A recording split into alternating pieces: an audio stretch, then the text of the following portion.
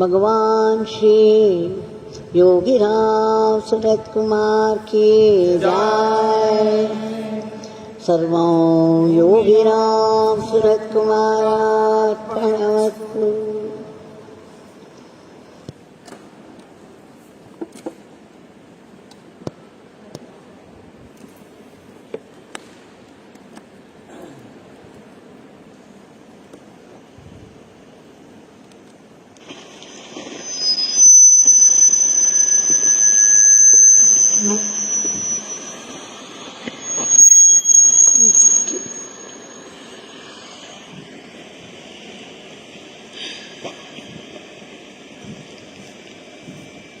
With deep gratitude, we have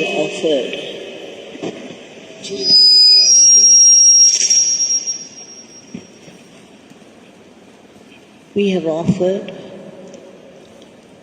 Bhagwan's Divya Nama Pushpas at the lotus feet of Bhagwan. It is so easy to pluck a flower from a tree or a plant and offer it at the feet of Bhagwan. The tree goes into such labor to create a flower, and we, just like that, we go and pluck it and offer it at the feet of Bhagwan. Whereas when we sing the name,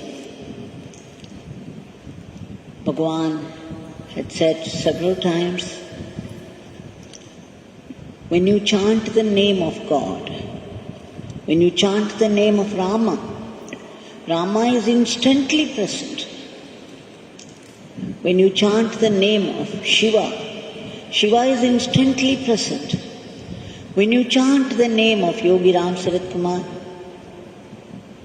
my father is instantly present. So every Nama Pushpa that we offer at the feet is the presence of God itself.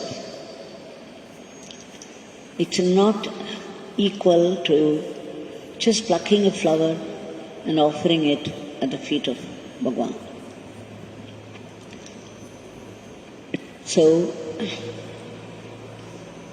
we have to celebrate this gift of grace from Bhagwan. And before we offer our today's prayer, let's go through the experience of a devotee who has been coming for years.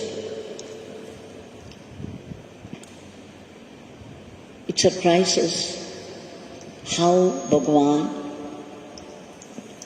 help comes from different quarters depending upon the different circumstances.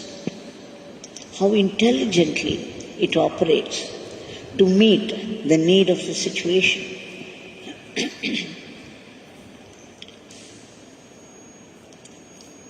I've seen this characteristic with Bhagwan while I was doing seva to him. Such presence of mind,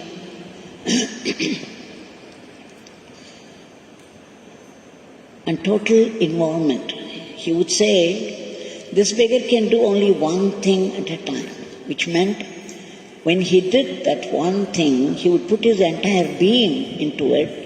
There would be nothing left behind to concentrate on anything else. I had seen this with him. For any matter, any work, which he called Father's work, there was always instant concentration. And when he finished it, it was instant withdrawal. Instant and total withdrawal. Instant and total concentration. Instant and total withdrawal. This is the way we also have to do any work that falls into our hand. One thing at a time, meaning we should not operate with scattered mind. Now here is an experience where we see how intelligently the grace operates. Muthumeenakshi of Bangalore. She went to the States on November 15th to spend some time with her son's family. Now before she left for States, she came here to take blessings from Bhagwan. At the time she told me, Amma, I'm afraid of this plane journey. She had done it several times before, but then every time she would get this fear. So she was saying, I'm again afraid of this plane journey. So she went and got Bhagwan's picture from the store and gave it to me, and then I put it at the feet of Bhagwan and prayed, and then I gave it to her, saying that now Bhagwan is with you. There is no cause at all to worry. He would be with you all through your stay. Not only your journey, but also your stay in the US. She was happy and she left. And then, of course, the days rolled by, and December 23rd came. Her son is living in the state of Georgia, in a place called Atlanta. It was December 23rd.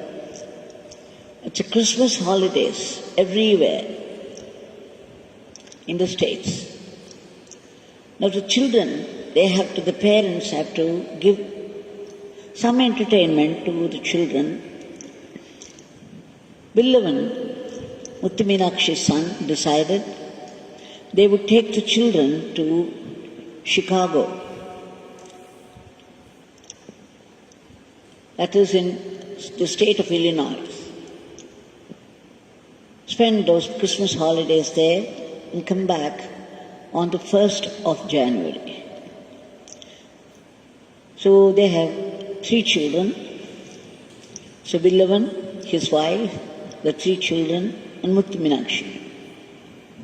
All of them started in a car. It was a 7-seater. It took about 12 hours to reach Chicago. This Chicago is the same famous city where Swami Vivekananda in 1893 gave that wonderful speech which invited standing ovation from 7,000 people.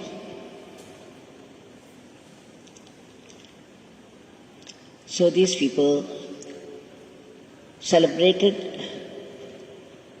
Why did he want to take them to Chicago? Because during this December season, only in that state, there would be snowfall. And it would be very entertaining to watch the snowfall in flakes. So they enjoyed seeing the snowflakes falling. And January 1st at last came.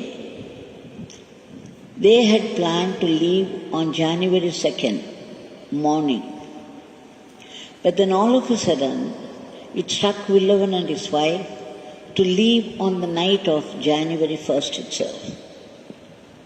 Now, Muthumeenakshi had taken Bhagwan's photograph with her all the way to Chicago also. She was trying to persuade them to start the next day early morning.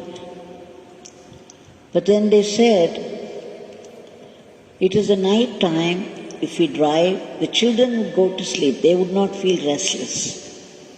It would be much easier to travel, so it's better we go. So she could not do anything about it. And then they started around 11:15 in the night from Chicago. In the state of Illinois only, the snowflakes, the snowfall from Georgia, they have to go through the state of Indiana to Illinois, to Chicago. Now, as they started to travel, Muthumeenakshi somehow felt terrified. It was the night time and the snowfall was there. The young children, the third child is only 2.25 years. And Vigilant has to drive all the way. She was very much afraid, so she just hugged Bhagwan's photograph and prayed to him, Bhagwan, you must come with us. You must drive the car. Beloved is driving, but it must be your hand. Please, please be with us. She prayed, and after that they started to move. From 11:15, they drove 2 hours. It was nearly 1:15 or so.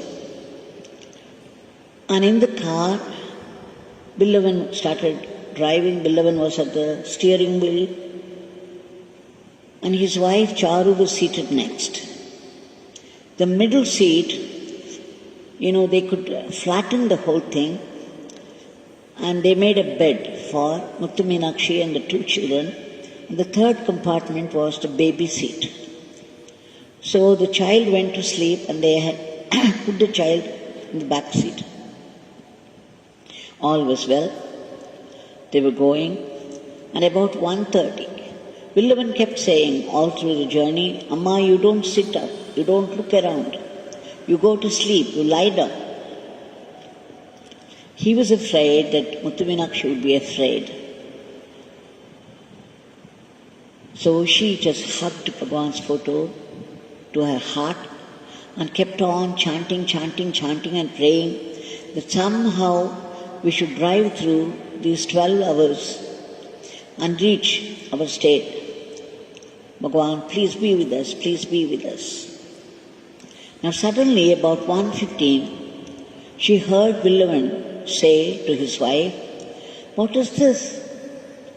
There's a heavy snowstorm and the visibility is 0. I'm not able to see what is in the front. I have slowed down to 25 kilometers, but still, you see, how can I drive in this? It would be dangerous. I can't see a thing. She was so scared, Muthumeenakshi, after listening. She intensified her prayer and Nama chanting, saying, Bhagwan, please be with him. You drive the car. Now, Vigilant was moving very, very slowly. When Meenakshi tried to get up, she saw just then one car that was going on the road sliding to the side. They did not know what was happening there, what happened to the people there. She was even more frightened now, terrified. So at such moments, the very desperation will make us reach out to God intensely and soulfully. Just see, after her prayer, suddenly out of nowhere, a huge truck came and it started to move in the front. It's a huge truck.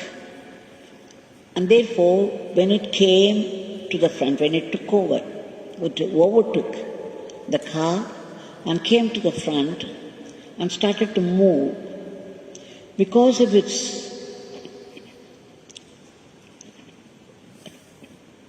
was big in size, considerable snow was cleared by the very body of this lorry.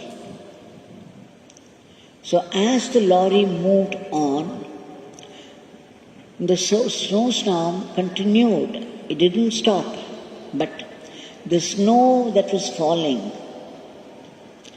that was cleared by the lorry in the front so that Villavan could see very well what was in the front. This is what is fascinating. Out of nowhere, a huge truck should come, take over the car, start moving in the front, clearing the way of the snow and guiding. Just imagine, it's at 1:15 in the night, and this happened. Now Villavan could see very well what was in the front, and he started to drive with little more cheer.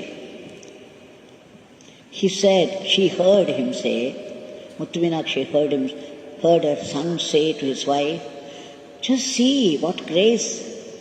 See, the lorry that is moving in the front is clearing the pathway for me so that I could see what is in the front. This is Yogi Ramsuratkumar. The truck is Yogi Ramsuratkumar.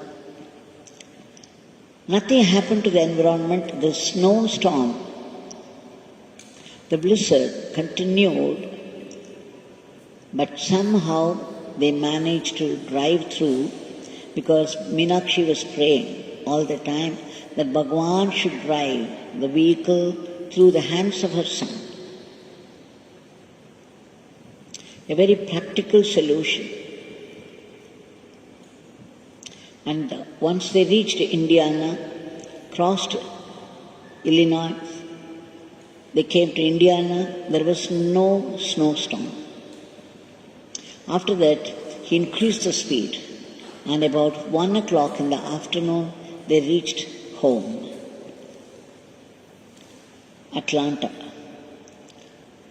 She says, it's unforgettable experience for me that even while going on the plane from India to America, I was hugging Bhagwan and was praying because I was afraid of the journey, the plane journey. Right from that moment, I could feel Bhagwan's presence helping, guiding and protecting us. Imagine a night travel through a snowstorm with 3 young children.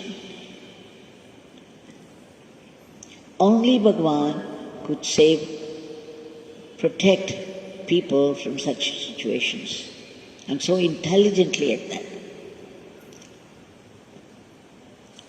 Now, Bhagwan gives a solution when we call out him earnestly, in all sincerity and earnestness. When you call out to Yogi Ramsuratkumar, he gives us intelligent solutions to the problems of the day. Now, these miracles are necessary for not only solutions for this life, but a final dissolution.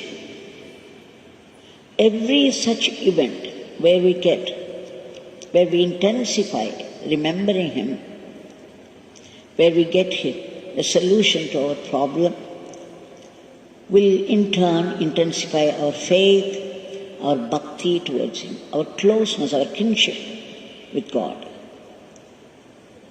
And that is why we are going through Leela after Leela after Leela. Curiously, there was another email from one Lakshmanan. He says he had many problems. When they visited the Parvatha Vardhini temple, he prayed to the goddess. He cried at her feet and said, Ma, I submit all my problems at your feet. Please take care. Please look after me. I offer all my problems, all my sufferings at your feet. And then he recited this Shamala Shodasa Stotram, Nama Stotram. He did Archana with Vilba leaves to Parvatha Vardhini. And then that same night he had a dream. He says in the dream, it was not Parvatha Vardhini who was seated, it was Yogi Ramsuratkumar of Tiruvannamalai. You see, Lakshmanan was not chanting Yogi Ramsuratkumar's Nama so fervently or anything. And that was the first time Bhagwan had come in his dream. He was seated there. But as soon as Lakshmanan saw Bhagwan seated there, he ran to him, held on to his feet and cried, just as he cried the previous day. He said, Bhagwan, please, I am offering all my problems. I have so many problems, so many sufferings. I am offering them all at your feet. Please, take care of me. Immediately Bhagwan smiled and said, why? You have already offered them to me.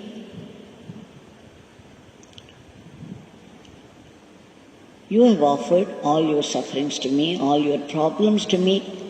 You have already done it. This beggar will take care, not to worry. Now Lakshmanan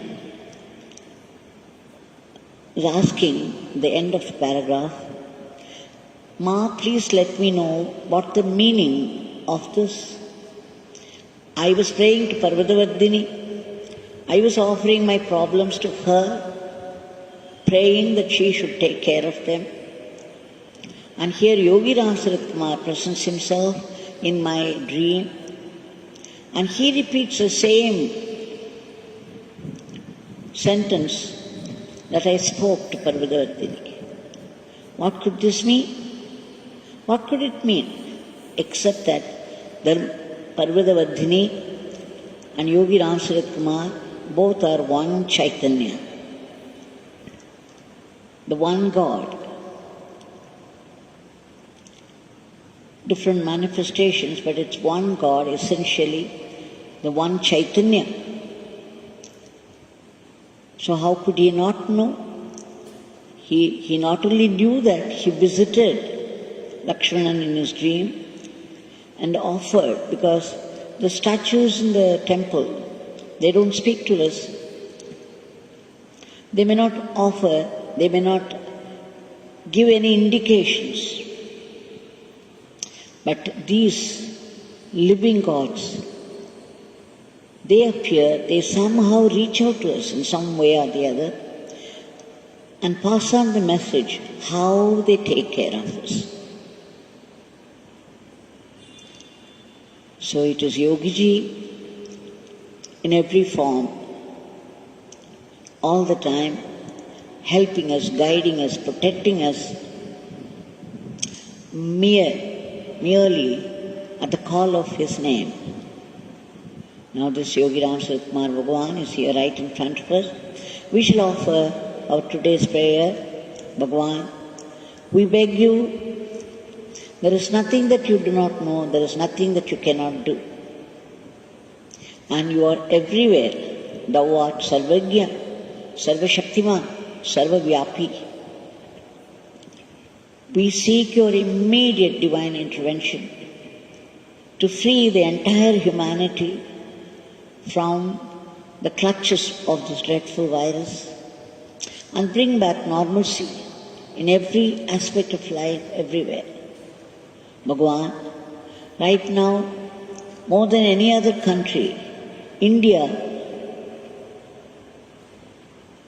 you said oftentimes it's a playground of the great masters. Now India is suffering so much in the grip of this dreadful virus, this monster. Only you can do something. We beg you, Bhagwan, for your immediate divine intervention. And Bhagwan, kindly remove the panic from the hearts of people. Stop the rapid spread of the disease. Enter this medicine so that it will start working, it will start killing those viruses. And all those people who are outside the hospitals just waiting in great suffering for a room and proper treatment, Bhagwan, please reach out to them and make rooms and treatments available to the needy. And all those unselfish tapaswins who are laboring day and night at the very risk of their life, fighting the disease, please give them protection. And we beg you to give a boost to our economy, and above all, we should remember to call out to you. You would come only when we call out. Before we start the Nama, things are very different. After we chant, after we call out to you, things become dramatically different. But then we must have the presence of mind to call out to you.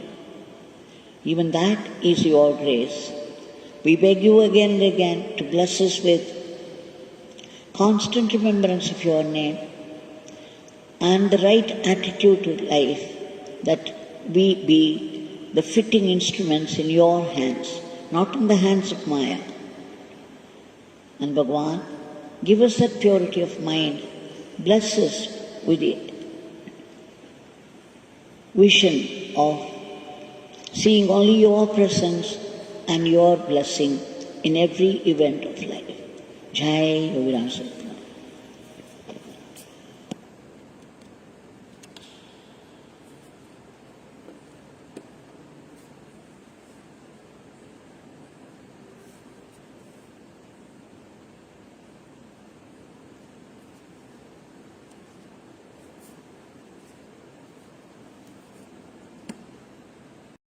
Yogi Ramsuratkumar, Yogi Ramsuratkumar.